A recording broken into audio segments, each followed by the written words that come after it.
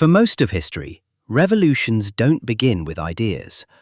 They begin with empty hands.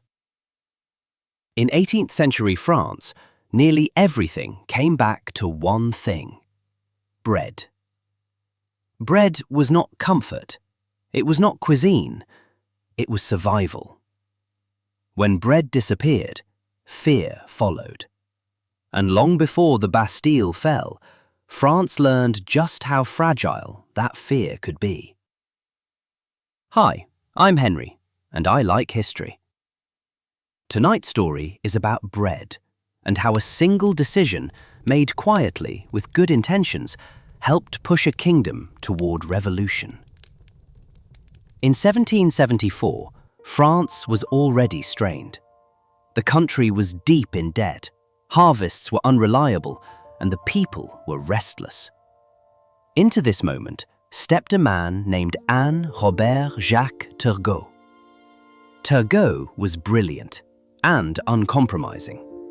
He believed deeply in a new economic idea, that markets should be free, untouched by government interference. If grain prices rose, farmers would grow more.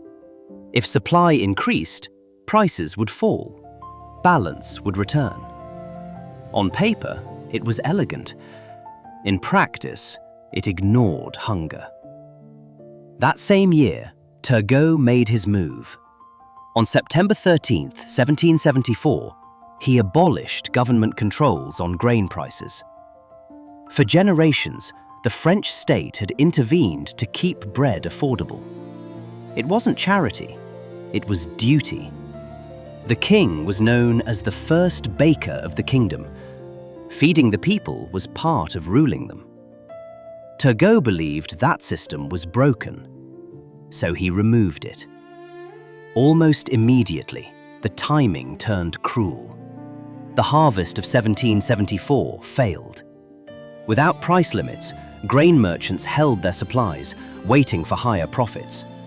Bread prices surged. For working families, who already spent nearly half their wages on bread alone, the math no longer worked. Lines grew longer, shelves emptied faster, children cried. People didn't debate economics, they felt it in their stomachs. By the spring of 1775, France erupted.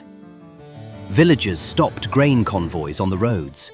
Crowds broke into storehouses, demanding what they called just prices. Not free bread, fair bread. More than 300 uprisings spread across the countryside. History would later name it the Flour War. Turgot saw it differently. He called the starving brigands. He refused to retreat. Instead, he sent soldiers. 25,000 of them. Bayonets answered hunger. Protests were crushed. The message was unmistakable. The market would not bend, even if the people broke.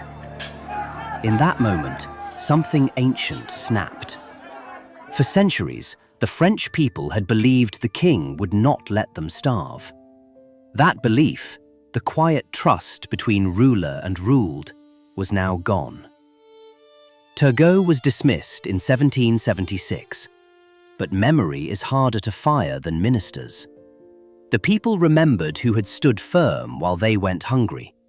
They remembered who bread had been taken from and who had taken it. By 1789, bread shortages returned. This time, Paris was watching itself unravel. Rumors spread faster than truth.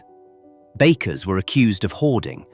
One of them, a man named Denis Francois, was dragged from a hearing by a crowd. He pleaded his innocence. No one listened. They killed him and paraded his head through the streets.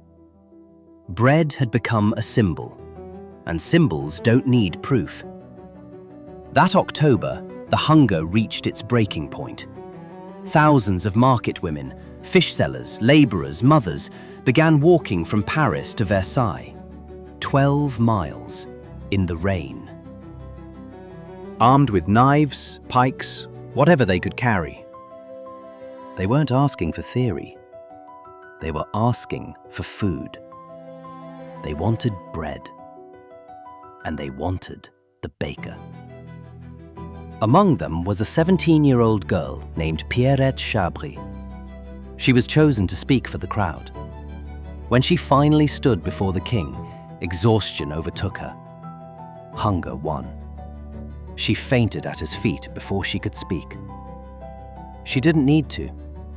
The silence said everything. That day, the women forced the royal family to return to Paris. From then on, the king ruled from the city, under watch, under pressure. No longer distant, no longer untouchable. Bread did not cause the French Revolution, but it revealed something essential: that hunger is political, that survival always carries consequences, and that when food disappears, authority soon follows.